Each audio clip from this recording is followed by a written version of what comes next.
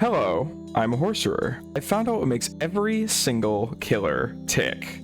I need to know more. I've learned all there is to be learned from Killer 1 tricks, one for every single killer. So, I'm going to be talking to those that help shape our community for the better, going from your favorite creators to the people behind the scenes, and everyone in between. Welcome to Stars of the Fog.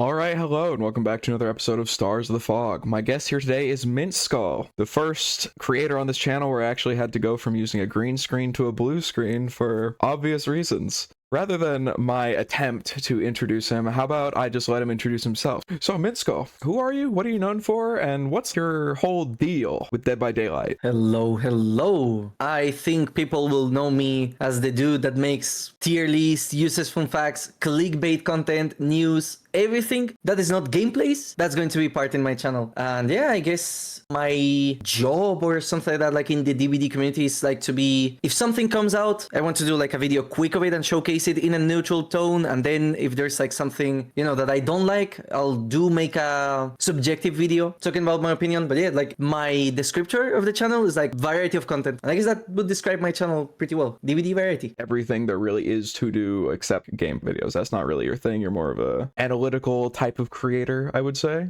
Yeah, it's more, I don't do gameplays. I do want to start doing them, like have a secondary channel to dedicate to that. And it's also partially the reason why I don't do streaming as well as much. I like scripting my stuff. I like being able to, like, if I do a mistake, I can just redo the script, repeat it again. And that's not something possible to do with live. Also, entertainment with the script is way different to like live. Commentating a gameplay, I feel like I don't have the skill set to do that. Or entertain people on stream. I think like it's super hard. I think it's kind of cool that there's different people that do different things within the DbD community though. Like even that, like some people just do streamings, some people like you just do YouTube. Like it's nice seeing variety with that type of deal when you actually come to making content with DbD. So let's just say with even making content and in general, and starting off with Dead by Daylight in general, when did you start playing the game and what really got you into it, if there was one specific inciting instance? Ooh, well, I've started playing around, like, after the NERS released, so August 2016, I believe. I knew already about the game before. Like, the story I always tell is that back then I used to watch a lot of, like, Spanish content, and there was this, like, super big Spanish content creator called Willy Rex. He was like, oh, new horror game, but it was on the beta, so there was only Trapper and the 4 original guys, and that's it. And already that game interested me a lot, because it was, like, a asymmetrical game. You could play with friends and stuff. Killer was in first person. I found it super unique, and later on I bought it, and yeah, I started like playing. I actually really enjoyed it. And then they released Michael Myers, which was like, oh, holy shit, like this game actually, like it started as an indie, but with Myers it was like, ooh, okay, who is next? You know, like, are they gonna do more like this? Because that was insane for the time. And I consistently played it like since then, since August. But hours wise, I only have 3,000, even though I started like way back. And that's because I honestly don't play the game that much outside of content. I know it sounds crazy, but like I just record stuff and that's it, and barely play for fun. But I do interact with the community a lot. That's something I love as well. Like watching other creators, reading about DbD, watching what's next on DbD, leaks, especially back in the days, rumors. That also like was one of the big reasons I like DbD, because back then there were a lot of like rumors and speculation of who is next. Is Freddy going to be in Dead by Daylight? Is it Leatherface? Like that was super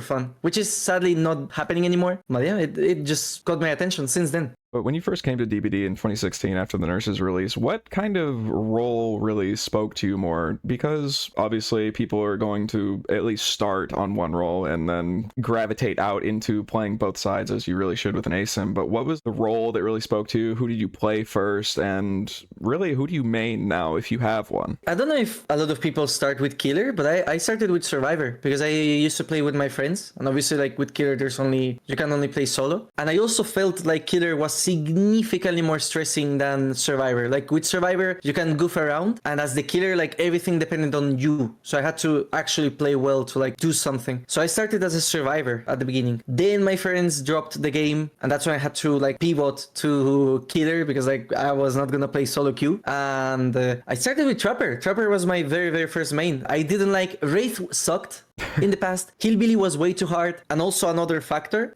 I was playing on a very trashy laptop, and I only could play at 17 FPS, I think. Like around 2017 was the average. 2017? Oh my god. Yeah, low graphics, low resolution. I had to like turn it down to 0. Windowed, like it was super, super bad. So as a survivor, it was way easier than killer, because if my game lagged and I missed a M1, that sucked. With Trapper, no, I just could place traps and they would work for me later. It didn't matter the FPS I got. And with Hillbilly, it was impossible. Straight up impossible. Nurse was also impossible with those FPS. Later, Myers released, and Myers was also a very simple killer as well, and so unique as well for the time, like the first stealth killer, because Wraith at that moment, like he worked differently. Wraith worked way differently in the past. He was the worst killer in the game by far. So I started maining Myers a lot. So it was Trapper and Myers. Those were my very first 2 mains. I didn't like Huntress. I hated Hag. I hated Quell's Doctor. I hated Leatherface. I didn't care about Freddy. Like, it's been a long time since I actually enjoyed a new killer. It was always Trapper or Myers. And nowadays, before Known released, I used to play Variety a lot. Like I said, I barely play for fun. I only play to like record B-roll. So it was like, okay, if I'm doing a video about this killer, I need to play this killer. So I didn't have like a specific main or character that I enjoyed playing the most. It was, I had preferences obviously, but not one that I could like, feel like, oh my god, this character is made for me. Funny enough, I had a period of time where Nemesis, I used to play Nemesis for fun a lot. When they released the classic skin, I liked it so much that it got to the point where Nemesis was my most played killer on the behavior stats thingy. It was crazy, I didn't think that. But yeah, now it's Unknown. Even though, again, like I said, I don't play Unknown as much, but if I want to have fun, that's the killer I'm playing. I adore the Unknown, like design-wise, power-wise. It's like the ADHD killer for me. Super fun. Yeah, it's actually kind of funny because I have a couple friends that are also very much, they played Nemesis, they played Unknown, and that's like the two. So we can put another, I guess there's a little connection between the archetypes of what people enjoy about those killers. But it is kind of interesting that you say that you don't really play a lot of DbD outside of content creation, because I feel like surprisingly that's kind of a really common thing I've heard. I think like maybe 1 in 5, maybe less people that make content on DbD are people that just play the game like off stream, not recording, not doing anything, just like playing it for fun. Because while yeah, play it for fun, but it's also important to do other things as well, So when you do go play Dead by Daylight to make a video or get B-roll or whatever, how do you get an idea for a video? How do you get from 0 to upload, right? Like, what is the process for you when it comes to making a video? Like, do you just go looking for something specific, or do you usually have an idea before you log on, or what's your process like as a content creator?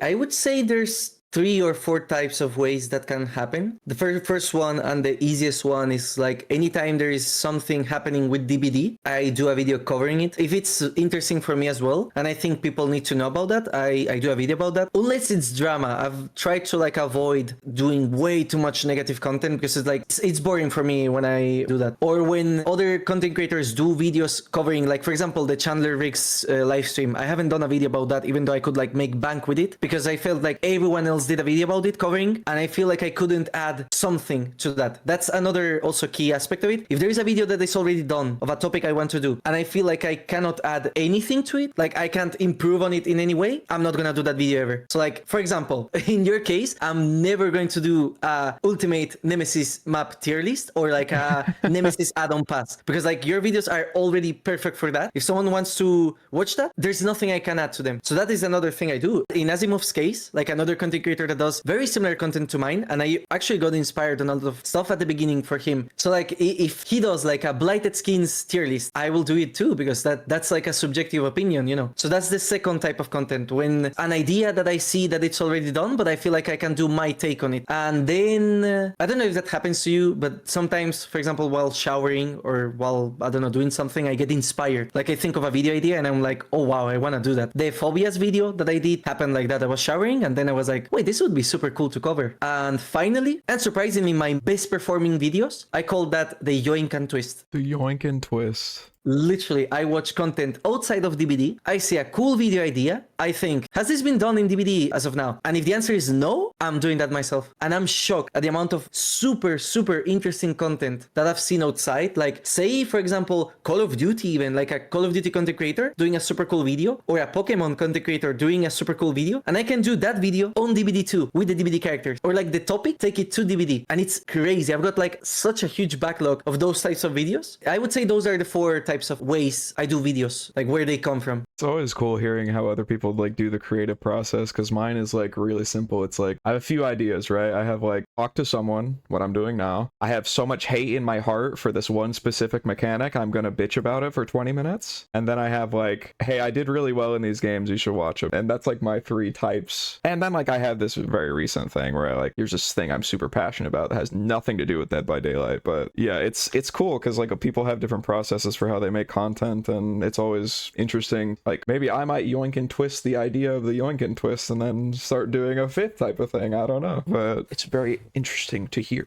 My channel started as a Yoink'N'Twist. I'm not kidding. Like I say this always. I way back when I started to do videos, 2021, I think, the DbD content landscape, which has improved a lot in my opinion, like by a significant mile. It used to be like literally only gameplay content, and that's it. Just gameplays, just how to play this killer and gameplays, and that's it. And the most spicy content was like the Perk roulette from, I don't know if it was Demi or Monto, like to slow down the game just a little bit, like Hex Ruin, and that's it. I was watching Apex Legends content, which by the way, I hate that game. I'm not promoting it, it sucks. And I was thinking, why are people doing such interesting content, even though like the game is so limiting and it sucks so much? And DbD, on the other hand, is so interesting. There's so many things to talk about, like so many, I don't know, past cool things, so many useless fun facts, just fun stuff, like not specific gameplays. And so I started doing that content, you know, like be the change you want to see in the world. And I guess it was a niche that was not covered before. Like at most, for me, the most interesting out of the box content that was in the DbD content creation landscape in 2021 was Pixelbush, because he was the only one that did like lore videos, like fully extensive lore videos that were well researched. Asimov's, because it was like weird content, like not the usual content. And I can't say anyone else, like I think Otsdarva maybe. Heinz was not as big. A lot of content creators of now didn't exist back then as well, like Puffalope as well didn't exist. Or well, I don't remember, like way smaller, like significantly smaller. And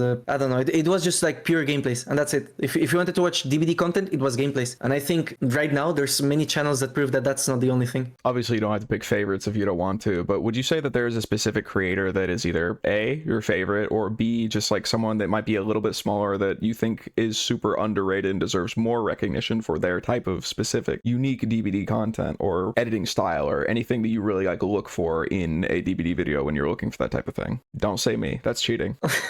I mean, for Nemesis content, for sure. Like it's not even cheating. It's like the obvious. I wouldn't even say me for Nemesis content, like underrated, if I'm being honest. Really? I don't know any other Nemesis. It's not a killer that passionates me, obviously, as well. That's probably biased as well. But like when I think of Nemesis, I think of like horceror. Same like if I think of Knight, ZM Pixie. If I think of Skull Merchant, well, with Skull Merchant, there's two. There's I think they're called Pinky Corn and also Pixelbush, obviously. Like, you know, like there's specific mains I associate with people. But like in terms of favorite content creator, is it way too vanilla to say Otsdarva? But like because the content is genuinely good, like well produced. But I don't want to say Otsdarva because like that's cheating for me. Okay. You know, it's like, who's your favorite Mario character? Oh, Mario. Like, come on, bro. Add some spice. There was a gameplay content creator that I actually really enjoyed. Something like Umishi or something. I forgot the name. I think they don't do videos anymore. But like, it's very similar to Seine. You know Seine, like the content creator with the Renato profile pic that also does like gameplay content. Instead of doing like basic gameplay, they get an idea and they do a build around that idea. And I think that's super fun, in my opinion. Like, I don't know, lore accurate or like impossible exit gates. That content I really genuinely enjoy and something I want to do in the future. Alichu, but I am biased as fuck. Alichu is another content creator I really enjoyed. And I remember finding the channel when she was way smaller and she did like how to counter killers, but it was so well produced because it was like in a classroom with a green screen with like an outfit done for that video. It was so well, like, you know, that I enjoy. I enjoy videos based on production value, and that is super well done. Spooky Loops as well with the hardcore series, so much production value on that. Those are the names that come to my mind. I can't say I have a favorite. Yeah, I mean, that's fair. There's a lot of fantastic creators in the DbD sphere. I'm not gonna argue against that. Absolutely not. So I'm gonna assume that this isn't your first time like doing a collab or talking to somebody or, you know, just Mintskull by himself type deal. But would you say that there's been like a collaboration you've really enjoyed doing with somebody else, and what was it? I haven't done that many collabs. I did like these types of interviews in the past, but I haven't done like a lot of collabs actually, or like I haven't participated in any tournaments. In fact, I've done recently on November or December, I've done a collab stream with the Asimovs playing 2 versus 8, which was my first, my channel collab stuff. And also I got invited to a tournament done by freaking Nick, which was like Europe versus NA. And I was like obviously representing Europe. I guess because that's literally the only tournament I've done, that's the most fun I've had. But it was fun. It was very fun. It was like a sandbagging tournament. But yeah, I haven't been on any other tournaments and stuff. And a lot of times it's because of time. I don't have I cannot offer like consistency. Yeah. Like I cannot say, okay, at this time I will be available. Well, thank you for getting a little bit of time here today for this one at least. And maybe less so on the content side of things, but while playing Dead by Daylight and, just in general, having fun with a video game, crazy concept, we have a lot of good times. We have a lot of bad times. Would you say that you have one very specific memory or something you'd really like to share that's kind of, this was the top of DbD for you? This was the most memorable experience you had while playing Dead by Daylight. Do you have something like that really is like there in your mind for you? Oh, that's actually a really, really good question, because I can't like pinpoint exactly one memory that I'm like super, super happy about. Like in terms of peak, I mean, Unknown's release was very, very fun. I would say like I really enjoyed DbD on February and March of 2024, thanks to Unknown. Surprisingly, Ghoul as well was the most fun I've had as a killer, but obviously because it was so like brain dead, I could turn my brain off, like leap super fast, have the flash anime. It was so absurdly busted, at least when Kaneki released. It was so absurdly busted that it was like funny for me. Like the power trip I got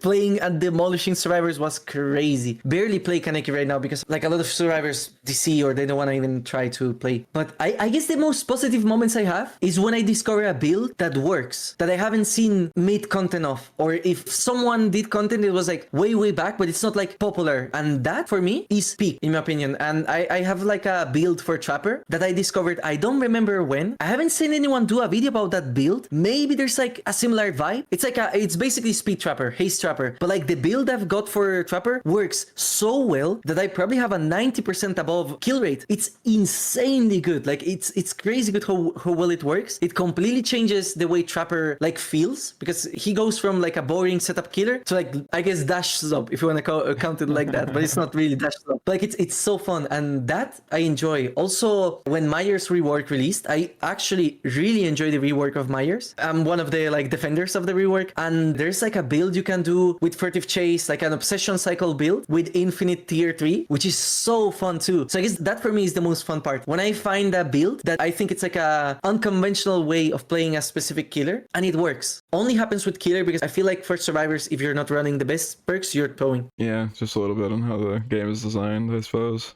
Yeah, that's kind of how my Swift nights usually go. It's like, okay, I'm gonna run my funny build, I'm gonna have Blast Mine Wiretap, and then the second like some bullshit happens, I'm like, okay, I'm going back to Wiglif, I'm going back to Bounce Landing, I'm going back to whatever. Yeah, I sadly right now I'm playing way more Survivor. It's something I've said a lot of times in my channel. I play like Survivor actually for fun with a friend. But one thing I noticed is that it's so repetitive, in the sense that with killer I don't like playing meta. I don't like playing like full pain res, the best perks objectively in there. The only killer I like playing full meta is Kaneki. I play like with enduring. I don't care. Brutal enduring, zoning, like I feel like such a piece of shit, but that's part of the experience of playing Kaneki for me. Like, I don't know. It's so brain dead. I know there's a high skill ceiling to achieve. Like, that's the killer I play when I need easy footage on the background. But with Survivor, if I remove botany knowledge from my loadout, I feel so nerfed. If I remove sprint burst, wow, I can't play. Like Vigil is such a busted perk that when I don't run it, like, I don't know, I feel naked. With killer, I can perform without pain resonance. I can perform without lethal pursuer. The only perk that is a crutch for some killers is bamboozle. There's some killers I cannot play without bamboozle. Leatherface, I cannot play without bamboozle, for example. But like with Survivor, I always play the same build. It's so boring. And the reason why is because if I don't run botany, I feel like I'm at a severe disadvantage. Not only for myself, but for my teammates too. Yeah, because then you have to just sit there under the hook. Well, ideally not under the hook, but if you don't heal them fast enough, they come back, get tunneled, another hook stay, and then you just lose. And then you can say that for for like a lot of Dead by Daylight perks inherently. It's just like if you aren't running it, there's some problem not being covered. There's a lot of band-aid perks in the survivor role and killer too, obviously, but Absolutely. would you say that inherently there is a fundamental issue with Dead by Daylight and how it's designed? Yes. With a lot of things that should be like base features instead being delegated to perks, because a lot of the time I don't feel like I lose because I get outskilled. Like obviously it happens sometimes, but it's just like, oh, I got outperked. Yeah. Low-key same with killer, I will say that too. There's some perks with killer that are just busted as hell. Like Bamboozle, as much as it's my favorite perk, there's such a difference between a killer using Bamboozle and another killer not using it. Like Shack, I don't have to play Shack. Boom, Bamboozle, that's it. Even the 15% extra speed on the like Volt helps insanely. But like for the survivors, I absolutely agree with what you said. It's been so rare when I feel like I play against a survivor and I'm like, wow, they're good. I just think they know. And that's the problem I have with this game, that I feel like if you know what perks to run, it's over. Oh, they use shoulder the burden. Okay, I lost. Unless I tunnel, I lost. And it's not because of skill.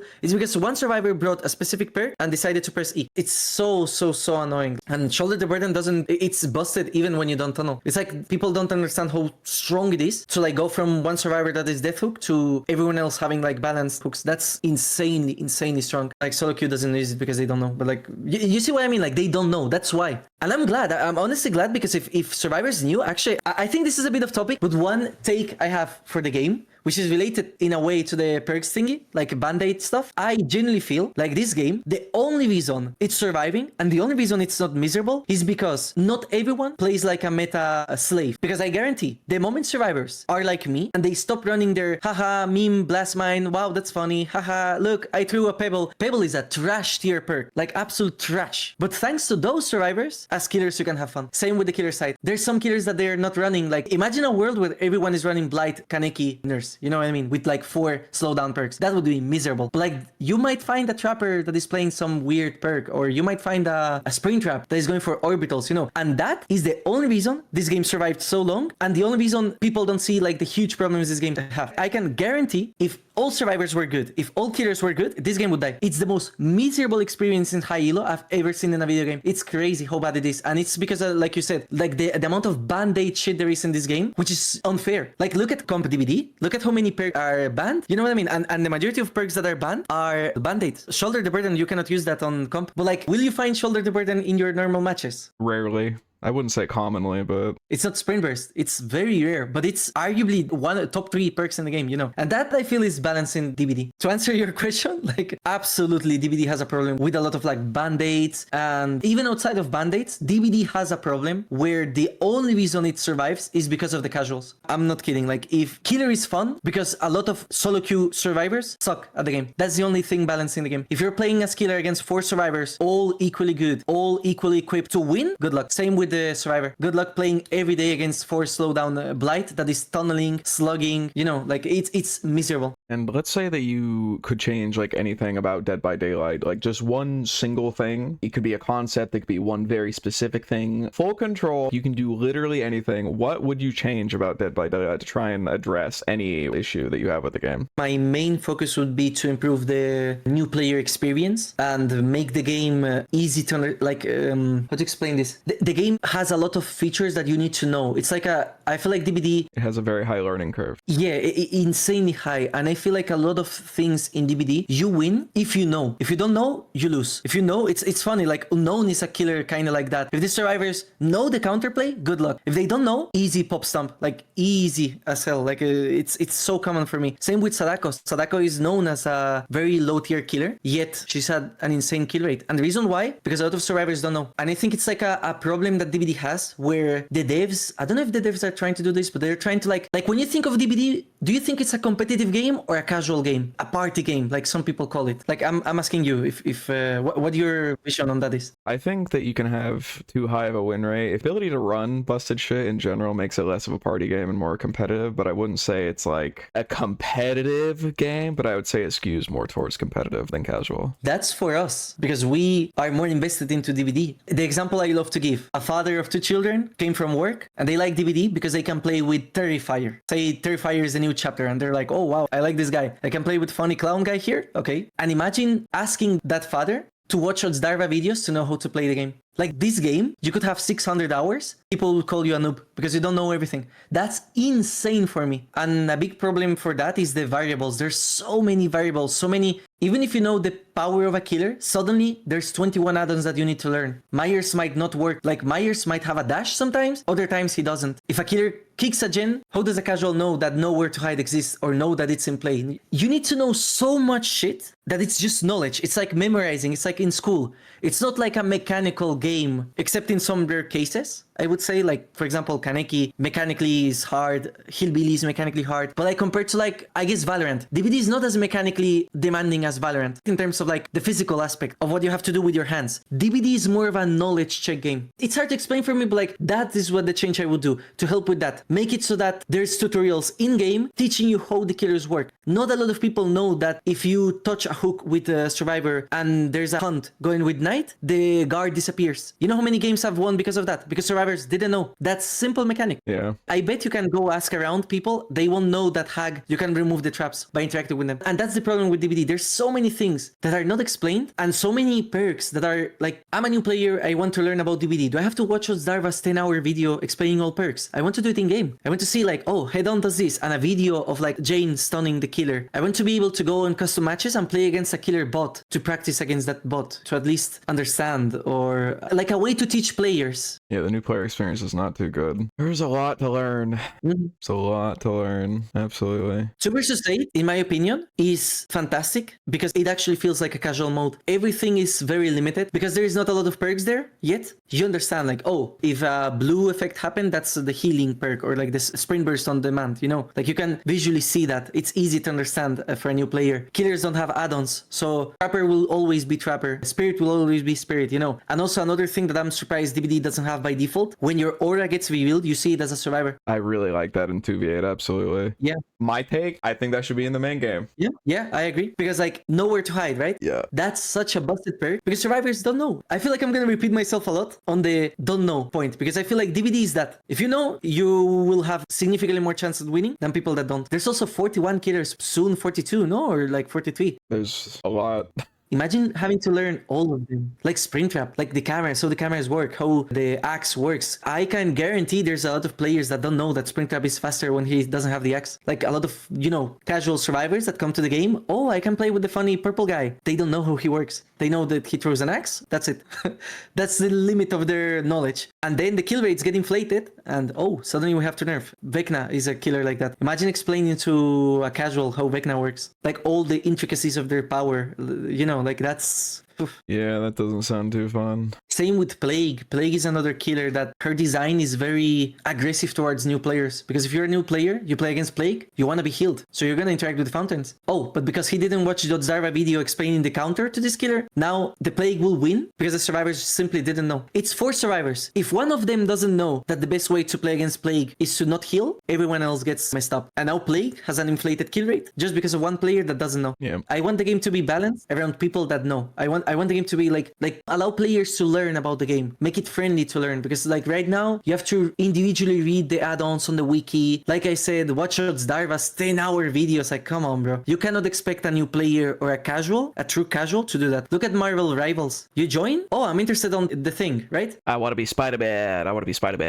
Yeah, I want to be Spider-Man. And you have it all explained super easily there. Fun fact, a lot of stuff from killers is not even explained on their killer powers. You have to watch the wiki to learn. So to answer the question, because I feel like I yapped a lot, make it so that the game is way more friendly for beginners. Allow casuals to learn inside the game, not having to watch content or wiki. And kind of expand the tutorial by a lot, basically. Yeah, I think they should make it so that if you're a new account, you have to play against bots first, like killer bots, fully bots, so you at least understand how the game works, and then allow you to do custom matches with killer bots as well to learn them. Or like have all killers unlocked and have a sector somewhere where you can customize your killer like in Marvel Rivals, and also it shows the power in game. Rainbow Six Siege does that too. Like show the trapper putting a trap, show like a survivor being caught. You know what I mean? Like show everything in a small GIF video format, and that's it. Same for items, by the way, low key. How many survivors have you seen that they don't know how to use flashlights? They pick it because it's fun, but like they don't know how to use it and they lose because of that. When I first started, I thought a flashlight was to light your way, and I used all of it in like 10 seconds. I'm like, oh damn, my flashlight's gone. Anyway. Yes,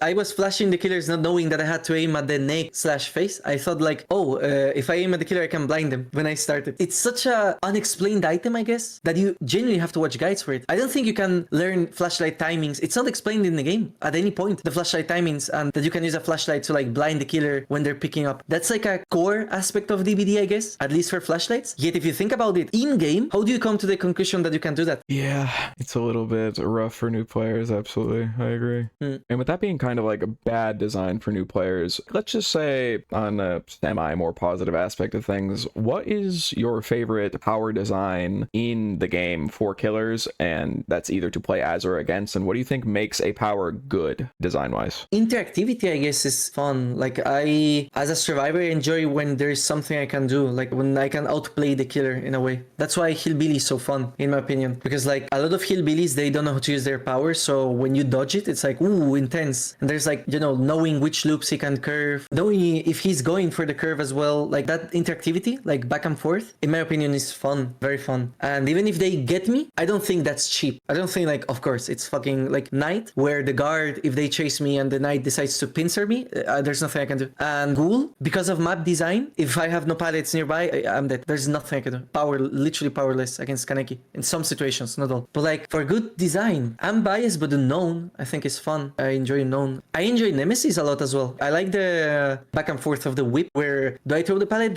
I don't throw the pallet. I try to dodge it. I try to crouch it. I think that's fun. Also like trying to like dodge the, what's it called when you use the whip and then you move to the side, like the strafe? The whip drag. Yeah, when you try to like avoid, which side is he gonna drag? Because if they know there's a way to like drag where the survivor cannot dodge. Like if I start dodging earlier, you know, I find that fun too. Wesker is fun to dodge as well. Vecna I think is amazingly designed. The Lich, I think it's so fun. It's one of the most interactive killers for survivors in my opinion. You open chests, you buff yourself, you can get like an entire power with the legendary items, and each spell has a counter. Mage Hand has a counter, the skeletons have a counter, Fly has a counter, like every single thing has a counter. And if you know how to do it, it feels like fun. And on the opposite side with Vecna, there's like advanced techniques you can do to try to prevent those counters, which is so fun. Vecna is one of my favorites. Springtrap as well is fun. Dodging the axe, that can be fun too. And I also am one of those that uses the doors for like macro. For example, if he hooked someone in a spot that is hard to like come to because he's camping, I use the doors and suddenly I'm behind him and he wouldn't expect that. Like I think that's fun. Interactivity is my final answer. And the power is interactive for both sides. The interactivity is definitely important. I will say on the Nemesis thing though, with the whip drag, I know it looks like shit from the survivor point of view. I'm pushing as hard as I can to get the visual blue line added that drags with the hitbox because I want that interactivity, and then I can ask for buffs because it'll be fair.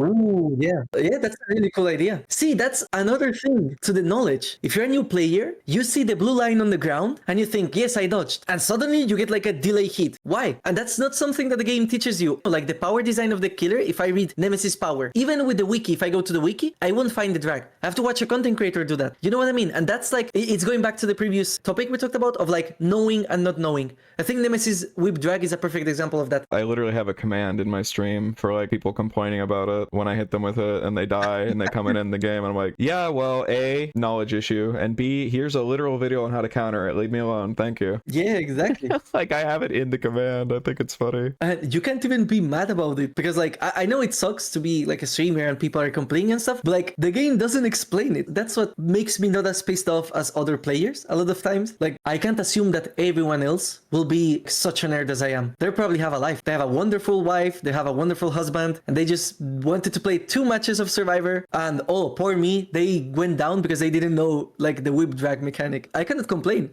I can't. It's not explained anywhere.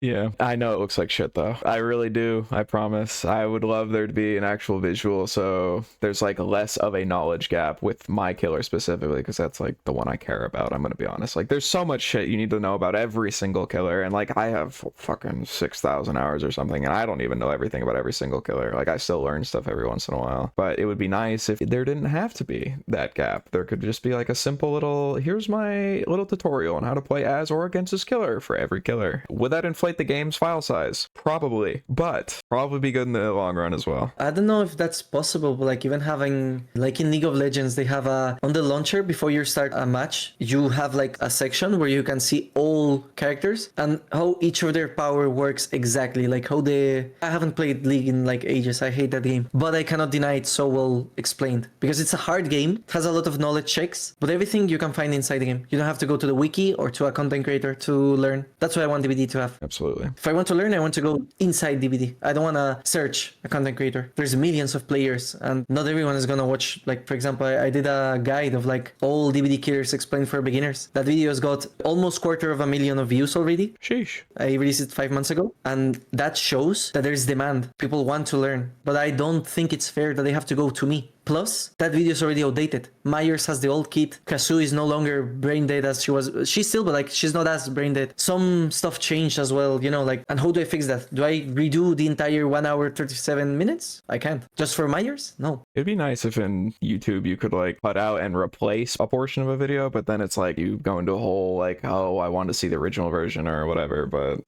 True. You could manipulate stuff with that as well. Yeah, I think it'd be a nice feature if we are in strictly a vacuum, but I do think it wouldn't be something that they should ever do. Because it'd be like, oh, well, remember this bit? That never happened. I just edited the video, so now I'm right, you're wrong, bye-bye. Yeah, exactly. So with Dead by Daylight, let's just say like we're talking about all the killers, right? Like in that video you were just talking about. And, you know, a good portion of them are original chapters like the Unknown or the Houndmaster or the Skull Merchant, stuff like that, right? That's original. And then we have licenses like Michael Myers or, well, bad example. And then we have licenses like Freddy or the Cannibal or big names in horror. Do you prefer when a new killer is licensed or original? And do you think that BHVR does a good job maintaining the balance between licensed chapters and original chapters? To answer the last thing, I think they're doing a lot of licensed content lately, and I don't know if ignoring, but like not caring about originals, even though I think Unknown is peak. Like that is my favorite chapter by far. Sable was amazing, not lore wise, but like visual design wise. Unknown is fantastic in every aspect. I like originals more because of the cosmetics. Like they are characters from behavior, so they can do whatever they want with them. But with licenses, I think they're doing way too many licenses lately. I feel like in the past, when a license happened, it was like, oh my god, it's happening. Like, wow, Silent Hill is coming to DbD for real? No way. And it was so exciting. And I don't know what happened after the Alien chapter release, because Alien is like hype, in my opinion. Like, holy shit, it's Alien. But I didn't feel like there was hype surrounding that chapter at all. Like, I feel like came and went. And low-key, I feel the same with like the recent licenses, even Springtrap. Like, he came and I forgot Walking Dead. I remember Walking Dead because of the bugs, not because of, oh wow, this game has Rick Grimes and Michonne. So I don't know, I feel like if they did it more rarely, it would make the licenses more hype. Like, we're soon getting Stranger Things Part 2, I don't care. Like, okay, I'm gonna make content about it, cool. Like, if you told me in 2022, when I was obsessed making videos of like, oh, Stranger Things is coming back, like, we're getting a Part 2, I would be so hyped. Right now, nah, I don't care that much. I will say, it's very cool for content creation. There's more eyes for licensed content, obviously, than originals. But I will say, as well, that it depends on how well Behavior markets their stuff. And lately, I feel like the marketing department has failed. So maybe I have bias to your question because of that. I feel like my hype is not because of like the question itself of licenses being there or like originals being there. Have you noticed that yourself? Like, marketing-wise, Kazoo just... yeah, here's the PTB. Enjoy. Yeah, and Houndmaster just dropped on a random Tuesday. Yeah, literally. And with Vecna, they fumbled. I was pissed. Let's delay the chapter release. Hey, boss, how about the store featured section with the Vecna? Do we keep it? Wait, you didn't delay it? Oh, shit. Boom. Oh, wow. Who would have guessed? Vecna is the next chapter. Like, come on, bro. Do teasers like Unknown. I don't know. It's the way they market stuff. I will even say that I had more hyped in the past when they leaked stuff. When we had the people leaking content because the developers left like an audio file on the game. And it was like the Freddy's Lullaby. And everyone was like, no shot. Is it Freddy Krueger? Oh my god. And there was so much speculation and fun. Like, that was the golden age for me. That I enjoyed every single chapter because I had like a connection with it from before. I was waiting for it, you know. And right now I feel like the licenses, they just say like, oh, by the way, here's Dungeons and Dragons. Next week you can play Vecna. Give me more, you know, like give me teasers. Like, add something on a map where people can speculate from it. You know what I mean? Even Kaneki, they had potential with that. You remember on the map of the Unknown, there's like the Ghoul's Lament. It was on the the cinema. Yeah, I do remember that when it was like now showing the Guzman. Imagine if they did more stuff like that. Or when the Cenobite released, they did like teasers, putting pins on like random parts of the map, and everyone was like, oh my god, is it like Springtrap? Is it actually Springtrap and stuff? Like, that's funny. I think that the pins for Cenobite was like legitimately felt like a fever dream because like it was such a small teaser that it was like obviously plausible deniability. Exactly. But like everyone that was like, no guys, trust me, it's Cenobite. It literally just felt like the naked guy outside on a box, like with a bell dinging it, like, guys, it's Cenobite, I swear. And then it turns out he's right. Like he actually got like vision from God. Yeah, but that's fun. Did you play when Pyramid Head was coming to the game? No. Well, then you missed out on the crackhead theory of the 4 representing the helmet of Pyramid Head, which ended up being correct. And that was so cool. Like back then, there was so much speculation. Everyone was hyped. Right now, I feel like the vibe changed. And it's like, okay, next hit. Come on. In short, yeah, Vecna's here. Okay, release the Survivor from March and release Jason for Anniversary or Predator or whatever they want. I don't know if you felt this way too with licenses. Like right now, they're like, yeah, here you go. Next. Same with the originals. Like, yeah, here's Kasu. Kasu was hype because they said on the anniversary it's the goriest chapter ever. I was like making, you know, like speculation videos. Oh, is it a Kasu? Is it like an Indonesian killer? But then they just dropped it like out of nowhere. They did 2 teasers before the PTB and that's it. But we don't know when it was so hype. Yeah, Unknown's marketing that's so unfair to compare everything else to. But like if that's the standard we are holding up to, that would be fantastic because the Unknown's release and teasers and everything was fantastic. I can say even that objectively speaking, and I know objective is a strong word, that was one of the best original releases for Behavior because like if you check the player count, that chapter had one of the highest. I think it released on February or March, I forgot. But it's like a random date, you know, there's no event, there's no anniversary for DbD, there's no Halloween, there's no Christmas, it's like February. There's nothing in February, like Valentine's Day, I guess. But the player count with that chapter was so high and Unknown transcended DbD. I know people that didn't play a single match of DbD, they saw Unknown on TikTok. I remember I saw like a Minecraft creepy build. Yeah, in the cave. That like a really broke containment. I think it was like 300,000 likes or something on Twitter. Yeah. And like there was not a mention of Dead by Daylight in it. Like it broke containment. Exactly. That for me is insane success. When a killer you create transcends DbD, like it's outside of DbD and people are like, what is this creature? And they try to like get into DbD because of that. That is fun. Like that was the last chapter that I think it's for me the only 10 out of 10. 9 out of 10 if you want to count Sable's lore, because I think that's like she's an industry plant. I'm not gonna lie. Are you a big lore enjoyer? I know we brought up Pixel Bush earlier, but what's your real connection with the lore of DbD? Is that something you really keep up with, or just more so characters that interest you? With the lore, I actually enjoyed it way more in the past when they did developer streams talking about lore, and it was so vague that people could come up with like crazy theories, because like that was fun, like super insane theories. Now it's a bit more like, you know, the narrator telling you how it is and that's it, and revealing like some cool information, but it's more explained. I do enjoy the lore, but I enjoy it to make content out of it, because I think it's like it's such an interesting aspect of DbD that a lot of players don't care. I bet my ass there's a lot of people that don't know why Krasu is the Krasu. They don't care. Or Sable, they don't know the lore of Sable. Oh, she's hot, boom, I'm playing Sable.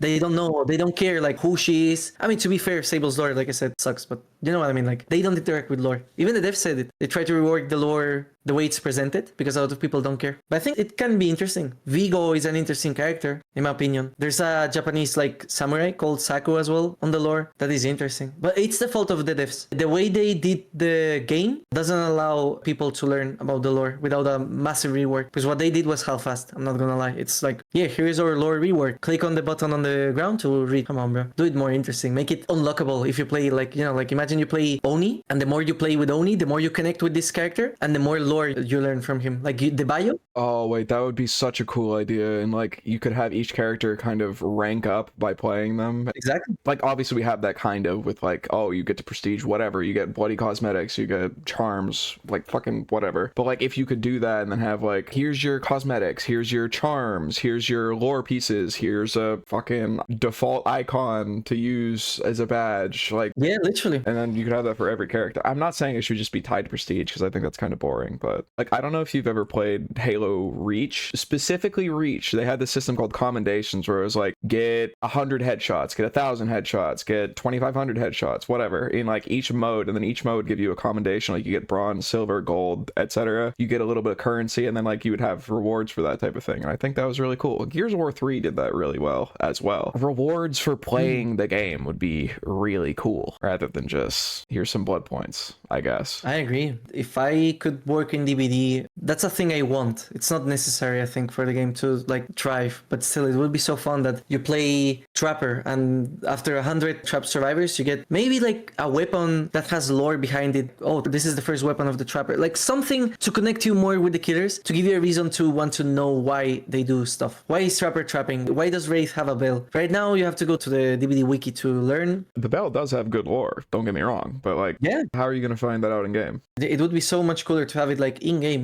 I don't know, like I played, for example, Assassin's Creed Shadows, and the way they have their lore is you just explore. You explore, you enter a town, and you get like new lore unlocked. Imagine if after playing 10 matches on a map, like each map has lore. Each map has a reason to exist. You can only find it on the wiki or in the custom matches on the map selector screen. That's crazy to me. Imagine if there was like a glossary and it showed like Outhaven. Why is this a map? What do they mean by Azeroth's resting place? Who is Azeroth? People don't care, but I don't blame them because I'm not gonna go to custom matches to read it. I mean, I do because I'm autistic and I have to make content of it. But like a casual person wouldn't do that. And like, imagine how cool it would be. You can see images of Azeroth's resting place, like the map, like those no HUD like screenshots. Yeah. And you can find it on a glossary that you have to fill by playing the game. That would also give a reason for people to play different characters and different builds, I guess. Like, why does Jane have head on? And just have a small lore snippet of like Jane took her problems head on, I guess. I don't know. Like, you know what I mean? Like, I think that was unironically what they did with Jane, though, for that one at least.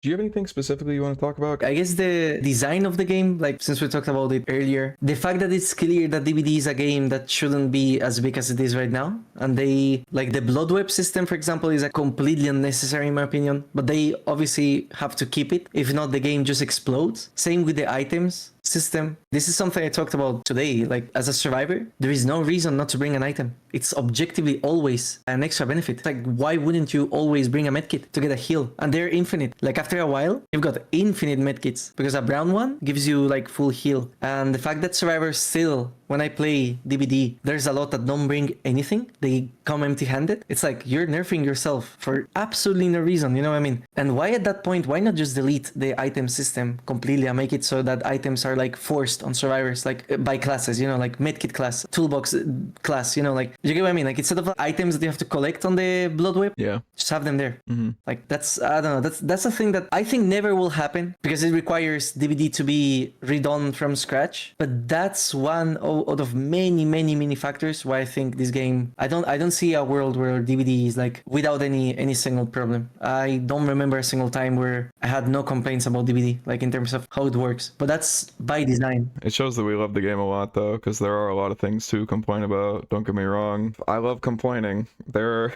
are some things that I think would be better off if they got deleted, like Sprint Burst. But I understand the nuances of why you can't just like do that in one patch and then deal with it. But when it comes to like nuanced opinions on things, and we did kind of talk about this a little bit, but with Dead by Daylight and its licenses, would you prefer if DbD was strictly horror oriented, or would you be more open to collabs that aren't horror? And then something about the Fortnite-ification of Dead by Daylight with chapters that don't really fit EM, the horror aesthetic. Like I think like The Witcher or Lara Croft or Nick Cage are kind of like the iffier ones. How do you feel about non-horror in DbD?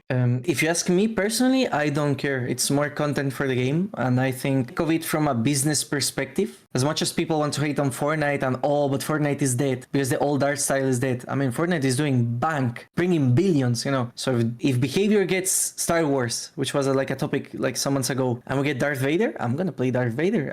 I think there's a limit on that conversation, what fits, what doesn't. If behavior can make it work, and when I see them in game, I don't feel like my immersion is broken, I have no problem at all. I think Witcher, for example, Geralt, I can firmly believe Geralt being stuck here with, there's Vittorio also does magic already. Vittorio already broke the magic line. We have literally a regional survivor with glowing tattoos. Like, come on. Lara Croft also, I feel like she's a survivor after all. Like, if I see Lara Croft, she doesn't stand out as a survivor. You know what I mean? Like, I don't see her and I think, what the hell hell is that doing here? Yeah, exactly. If they do Beavis and Butthead, like in Black Ops 6, fully with the cell shading, you know, and their art style clashes with the game, then yeah, that completely will kill for me. Not kill because I would still play DbD, but like that I can understand people complaining. But like Vecna, D&D is not horror, like fully horror, but shit, yeah, Vecna is here. Let's go. Yeah, I like how DbD does it when they actually like make it fit rather than like try to shove something in that doesn't fit. Like, I don't know, like as you said, like Beavis and Butthead would be like, what are we doing, bro? Yeah. I think they could genuinely make a case for most things that they do add. Like, even if you don't like it, like, I think the Ghoul fits. I think the Lich fits. The D&D Lich fits. I think the Stranger Things Lich fits. But it's not necessarily like... I think they use good judgment for most of the time. Even, like, characters that people really bitched about. Like, what? Trickster? I think Trickster fits, too. Trickster fits, absolutely. Absolutely. There's so many different flavors of horror. I don't necessarily think there's just, like, one thing. And if it's ever just like, oh, well, it has to be a guy in a mask with a knife, then the game would get very boring very quickly. I'm sorry. Exactly. Yeah, I agree fully. You need variety. I don't want to eat a piece of white bread every day for every meal for the rest of my life. That sounds terrible. Kaneki is a great example because I was a hater. I hate Tokyo Ghoul. I don't like, as a first anime chapter, Tokyo Ghoul, like, I don't associate Ghoul with horror. Like, I know it's horror. When you ask me horror manga, I don't think Tokyo Ghoul. Probably like Berserk, honestly. Yeah, well, even Berserk, I would say like dark fantasy, I guess. Yeah, fair. For me, like Junji Ito is fully horror. There's no debate. Oh, yeah, absolutely. And I would even go as far as to argue that Jujutsu Kaisen has a lot of like elements that would absolutely fit in DbD with no like problem. Like Dredge could be taken straight to Jujutsu Kaisen and he wouldn't like feel like, what the fuck is this creature doing here? Oh yeah, that's a curse. But like the way they did Kaneki, it's clear that it's like something anime. Like if you look at him visually, it's clear there's like that anime edge. But put him next to Nicolas Cage and they absolutely fit the same universe. And that's what I like about DbD. If I see Darth Vader, I'm gonna think, wow, this is the DbD Darth Vader. This is like the creepy version of Darth Vader, you know? Like that's something that a lot of people also miss. Kaneki is not what you associate as a evil piece of shit. He, on the manga, he does like evil stuff. He's not like a pure heart, but he's very... Trickster is way more evil than Kaneki. Like way by a gigantic mile. Trickster, who is a character that a lot of people complain. Like he is piece of shit with capital S. And Kaneki is like more, I cannot eat humans. No, I won't. I'll try to avoid it as best as I can, right? He still does, to be clear. Spoilers, sorry, but... That's why I say, like, he's not a full sweetheart. But I compare Kaneki to Clown or Trickster or Doctor. Those are absolute pieces of shit. Kaneki does it because he needs to. Like, there's no other option. He needs to, and that's it. Like, compare Kaneki to Rize. That's what I mean by the difference. Rize fits more as, like, DbD killer. But the thing is, the devs explicitly said this is Kaneki from a universe where he got broken. Where he's, like, more beast, more ghoul than human. He doesn't have, like, that bullshit. No, I don't want to hurt you. No, I want to hurt you. And I don't get why people complain about, for example, Darth Vader when behavior could do the same. This is an evil Darth Vader. He loves to kill. The non-morally gray version of Darth Vader. Like, this is a bad motherfucker. Yeah. I mean, he is a bad motherfucker. Don't misunderstand me. I know he's a bad guy, but like a badder guy. Yeah. And I think that's fun. Like, I'm not saying they need to always pull a character one-to-one from the source material. Like, I mean, realistically, if they put any of the Resident Evil characters in this, like 99% of the cast of killers is getting dog walked just because of power scaling of the universe. That hurts as a Nemesis main, right? Oof. Dude, my character's a jobber. He got one game, he died. Like, that's it, man. You know, an idea I had, like, since you're the Nemesis main, I wanted to share to know your opinion. One of the iconic things of Nemesis is how he uses weapons in the game, right? He uses the rocket launcher. I already know this is going. Why didn't they have, like, supply drops, like, after a while? I'm gonna cut you off because I know where this is going. You're gonna ask, like, why doesn't the Nemesis have weapons, right? I will put this to rest because I do get asked this a lot. I understand, like, the whole thing. Because, like, I played Resident Evil 3 Remake, right? Like, I didn't play the original, sorry, zoomer moment, but, like... Ooh, the original gives Nemesis way more. The thing is, like, Nemesis in Dead by Daylight and Nemesis in Resident Evil 3, I would honestly say Nemesis is a failure of, like, porting him from the source material to DbD, because over the 30-ish hours it took me to 100% RE3, I think I got hit by the tentacle, like, once, right? Maybe I'm just a beast. Maybe I dodged it so many times. Yeah. But realistically, I don't think Nemesis has ever been like the whip guy. Because if you go play RE3 after just playing him in DbD for however many hours, you're going to be like, oh shit, that guy's actually moving like 15 meters a second. And that haymaker punched my fucking head off. Oh, also he has a rocket launcher. Because like, I do agree with the entire concept that like Nemesis using weapons in DbD would be cool. But I think that they didn't really have an idea for how to balance it for like Nemesis being literally like twice the speed of Blight at his slowest, and B, giving him like the ability to set someone on fire. Like maybe you could do like a laceration meter or something, but like a rocket launcher specifically, this one could never work in Dead by Daylight, because the closest thing you have to a rocket launcher is like the unknown of like AoE damage, but a rocket launcher would have to be AoE and insta down and like reasonably complete like line of sight distance. Like you could shoot someone from the other side of the map if you had it, because that would be a rocket launcher, right? And that would be fair for like representing it. But the issue with that is that in a game like Dead by Daylight, you can't really have a fucking rocket launcher, because that's just unfair. Like I think it'd be really funny to shoot like a 2-hour meg to the fucking moon. I think that'd be really funny and it'd be cool for a power fantasy, but you have to think of both sides of the equation. And while yeah, a lot of people say yeah, we should, well, just give him a rocket launcher, I think the only place that could like maybe work would be in 2v8, and I don't think they would ever like go out of their way to code that much to give him like this fancy new power up for this mode. I would disagree, and you know why? I don't. In Resident Evil 3 Remake, I think like when you think of rocket launcher, you think of like GTA rocket launcher that you shoot on the ground and you insta down everyone around you. Like, oh, someone is unhooking, you instantly insta down everyone around the area. But like, I haven't played Resident Evil 3. I did watch gameplays. There was a scene where he's using like a rocket launcher that has a laser attached to it, and that barely has any splash damage. So I genuinely could see Nemesis having like a type of like projectile that is like Huntress, where you have the rocket launcher and it has very little AoE damage, just like in the Resident Evil 3 game, because I think Jill can dodge the rocket launcher and it explodes like in front of her, but it doesn't do damage. I think that's more just like Resident Evil dodge roll plot armor than... Yeah, but they could add that. But yeah, I see what you mean. My idea was to have a launcher. Nemesis has to like dramatically stand, like not stand still, but like he has to aim it. So there's a laser, and as a survivor, you see that laser pointing at you, because a rocket launcher won't have any like arc. It goes straight to where you aim. But the condition is that there's like aiming sway, you know, like because it's heavy, I guess, or whatever, like they can balance that out in Entity Magic. You have to like stand as Nemesis still, point, click. The missile has slow bullet velocity, just like in Resident Evil 3 Remake. Like, I don't see why that couldn't have been his power. If the argument is, but rocket launchers are OP,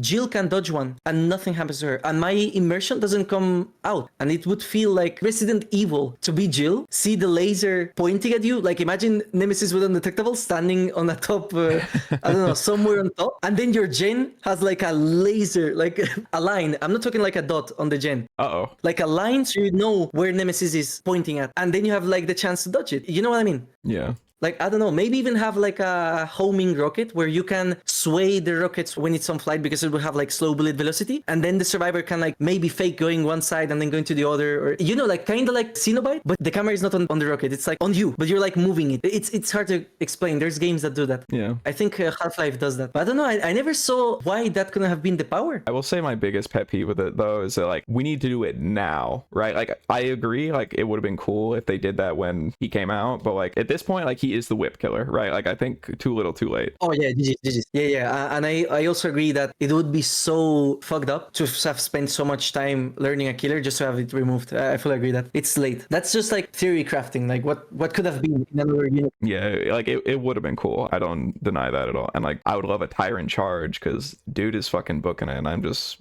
walking around at 4.6 like a dickhead. So yeah, and all, it would be like a unique type of projectile, like with Springtrap. I don't know, imagine shoot on the top and then you can like do like a literally artillery strike on the ground. Yeah, like imagine in that universe there's like a take, the laser is way too overpowered because survivors know, so instead Nemesis main shoot on the sky and then try to like artillery strike survivors from the top by guiding it. Like I don't know, I think that would be so fun. You paint a vivid picture of a future that could have been. I think that would be cool. Yeah, Nemesis is one of the killers that I feel like I think a lot of behavior does really well to represent killers. Nemesis, no, I'm sorry. I don't disagree with you at all. There's a really good video by Zozo kind of talking about Nemesis being a design failure, and I agree with that. You guys should go check that out if you haven't already. Boom, on your screen, look at that. But I don't think it would be something that would make me quit the character if they just like, okay guys, we're removing the whip, we're gonna add the rocket launcher thing, like, and maybe give him like a dash or something. Sure, whatever, he's dash up now. But why are we doing these changes to characters that have been in the game as they are for X amount of time? Yeah. I think Freddy was like justified. I think the Trickster run was bad. I think the Sadako finally got to a normal spot. Skull Merchant's like okay now, but a lot of changes just happened for I don't know why. So with all this happening and the second half of 2026's patches in general and changes that came to the game, how long do you think Dead by Daylight is going to last? For that, I think quite a long while. I know a lot of people like to say, oh, DbD is dying. Hell no. DbD is not gonna die for a long while. There's like when you invest a lot of time and so it's harder to like drop it. The sunk cost fallacy. Yeah, there's a lot of people with that. Because DbD, after all, is a game that the skill you get on this game doesn't transfer to any other game. If you're good at Dead Singer in DbD, you're not gonna be like a master sniper in Call of Duty. But if you're good on Valorant, you can be like, you're good at shooting, you know, like it's like a fundamental thing. DbD, no. Good at looping. Okay, but like you can only be cracked at DbD if you're cracked at DbD. It's very hard to transfer those skills to other games. So there's like that sunk cost fallacy. And also it's the only game that allows you to play with so many iconic characters as well. Like I don't see how DbD will die. There's content planned for the future. Like the only way I can see DbD dying is if the devs one day, not the community drops it. I don't think the community will ever drop the game. Look at how horrible the state was with The Walking Dead. Like absolutely pathetic state. I'm not defending behavior at all. Yet here's people lined up for Vecna. The moment Dustin releases and 11 releases, I can tell you there's plenty of people that are gonna insta-buy Robin, and that's gonna make bank for behavior. You know what I mean? So I think DbD is gonna last. I might pull in my collar because like I said that Robin would probably that would probably be one for me too. So I mean, and for me too, like shit. When they added the classic Lara Croft skin, I bought it because I like Lara Croft, and the game was in a pathetic state. Also, when Attack on Titan returned, you know how much money behavior did? Like the point is, I think DbD will last until the developers say, okay, the servers will shut down soon. That's the only way DbD will die. Like officially, the devs say, okay, this is it. We're dropping support, like they did with DbD Mobile. Because by the community, I don't think there will ever be a boycott that works ever. It's not gonna happen. Like we complain a lot, but we are very invested with DbD. A lot of casuals don't give a shit. Oh, Robin is in the game. Nice. Let me play. yeah, That's the casual, and that's I would say 80 or 90% of the player base. 10% is the people that watch Darva. If someone is watching this interview right now, they're already not casual. yeah, they're not casual. They're not someone that plays DbD they are invested in DbD. What I mean by true casual is people that don't watch YouTube. They have stuff to do. They fish. They work. They have time to watch content. They do normal stuff. So for those people, DbD is not gonna die. Huh. They have to do like a gun media moment, you know. The game would have to like die on its own accord. It wouldn't be a community thing. Absolutely. So for now, even in terms of licenses, they still got Predator, they still got Terminator, they still got Terrifier. The Thing. Now that the anime is open, if they do Chainsaw Man or Jujutsu Kaisen, that's gonna explode. That chapter is gonna make bank. Oh, absolutely. Rezi as a skin? Oh, hell, nah, that's gonna make... If they had Makima as well, holy shit. I'm telling you, the anime nerds, holy. And I also see a world where the true peak of DbD hasn't been tapped yet. I do think FNAF is the biggest in terms of like horror media. But if we go outside of horror media, I can confidently put my kidney as a bet that Darth Vader is gonna make way more bank than any previous character released in DbD, and the same applies to Joker, the Joker from DC Comics, or I don't know, Venom or Carnage from Marvel. Yeah, like those licenses for me are the true casual, actually true casual. Holy shit, I can play with the Joker. You know, getting bank from all the Disney fans, like all the Star Wars fans, hardcore fans. Springtrap cannot compare, in my opinion. That's a titan. And in that term, behavior hasn't done that yet. And I think they could. I think at some point, I see no argument as to not having Joker in DbD. Like, seriously, everything Joker did. I could see BHVR making it work, absolutely. Oh, but Batman is not horror. I mean, there's horror elements. I mean, like, I would be more scared of Joker than, say, Legion, for example, or Plague. Plague is not what I consider, like... Like, it's a horrifying concept. I wouldn't say, like, I watch a horror movie, it's like, oh, this is the Black Plague. Okay. Yeah, exactly. I mean, that sucks, I guess, but I'm not, like, shaking in my boots. Yeah, it's like, I don't know, I don't feel like, ooh, twins. Body horror, I guess? I don't see a movie portraying the twins, like, as evil as Joker. But yeah, that's, again, another cool thing about horror is that there's a lot of subjective shit. Night? Like, Yeah. the only reason Night is horror is because it was designed for DbD. But, like, take the Night as he's designed visually. Elden Ring has a lot of very fucked up lore. Like, I don't like that conversation on it doesn't fit DbD, because a lot of times I feel like it's, like, very hardcore gatekeepers. Like horror is very broad. And any argument against Joker, I mean, Knight could fit as a Lara Croft villain easily. There's nothing about the Knight that I think, wow, this is a horror character. I know more fucked up people in The Witcher than the Knight we got in DbD. But the only reason people don't complain about Knight is because he is made for the universe of DbD. Hellmaster, same. Hellmaster is not what I think of like horror character. She looks more like a classic villain. Like, she's fucked up, but you could easily tell me she's from a novel, like a fairy tale style novel, like the evil pirate lady with the dog, you know. So there's definitely a lot of reasons that could lead people to play DbD, or even a lot of things that could be considered horror or not considered horror or whatever. The point is very broad scope of what horror is as a genre, as a media, as a game even.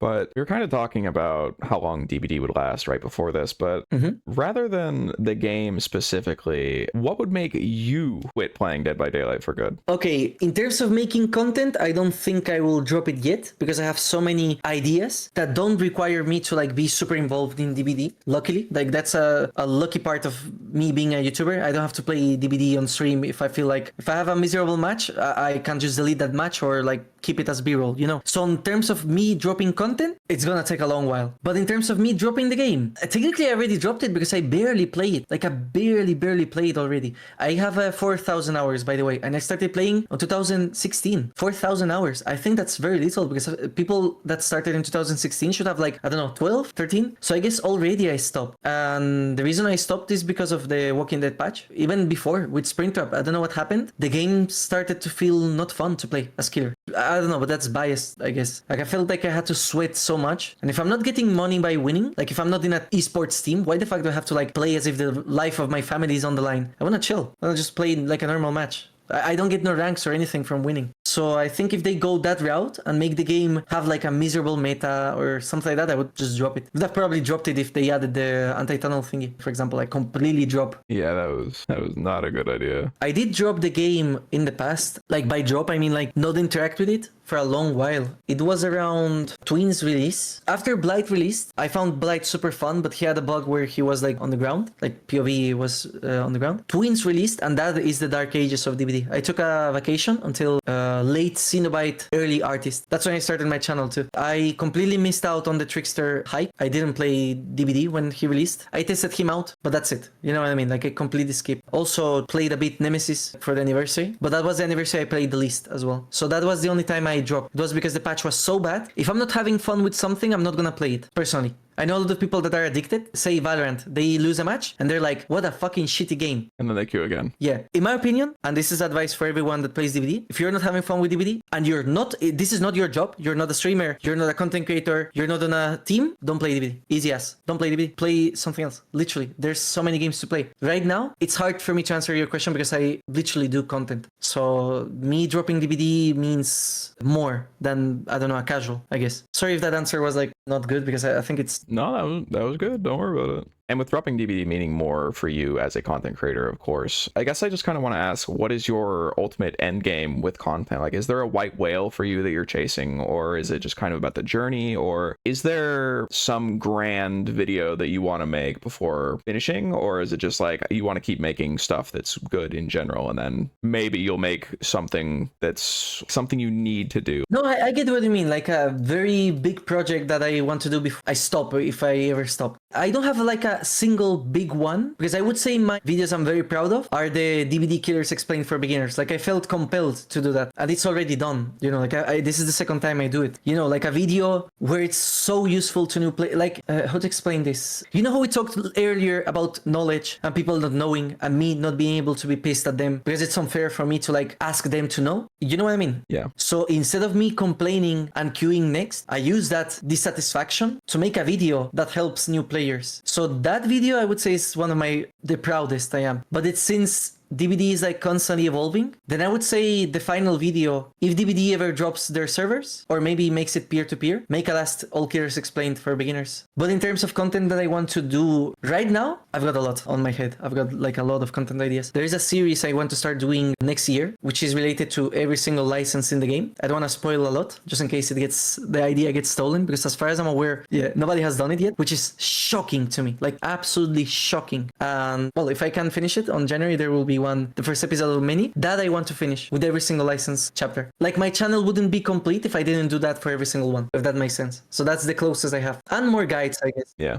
Well, it's been cool talking to you. You know, thank you for taking the time out of your day to let me know about yourself. Thank you for allowing me to yap. I feel like I yap way too much. Holy. So now I just usually give my guests this time here at the end if they want to like pop all their links, be like, hey, here's where they can find you. If they want to get more Mintskull content, you know, if you have a video you want to promo, go for it. Time is yours. Right now, none. In the future, for sure. The only video I can promo, because people have been waiting for it for so long, is like a episode of the useless fun facts video. I haven't done like one in a while, and I've been working on it for a long while, and I promise it's gonna be very good, because for the first time I've got the like tools to make the camera angles and show the useless fun facts like visually there without just recording me on the lobby, you know, on the bio screen, like showing the survivor killer. So that's the only video I want to promote, and I guess the series I talked about previously is gonna start hopefully in January. Hopefully. I hope to have this video out before that comes up, but we'll see, honestly. And now just to the viewer, everyone here has been watching, listening, existing, hearing, you know, whatever way you're consuming this content. Hope you have a lovely rest of your day, morning, noon, evening, or night. Don't forget to, you know, do all the YouTube stuff. Like, comment, subscribe. Go check out Mintskull. All the links will be on your screen and in the description. And I hope to see you in the next one. So, bye-bye. Bye-bye.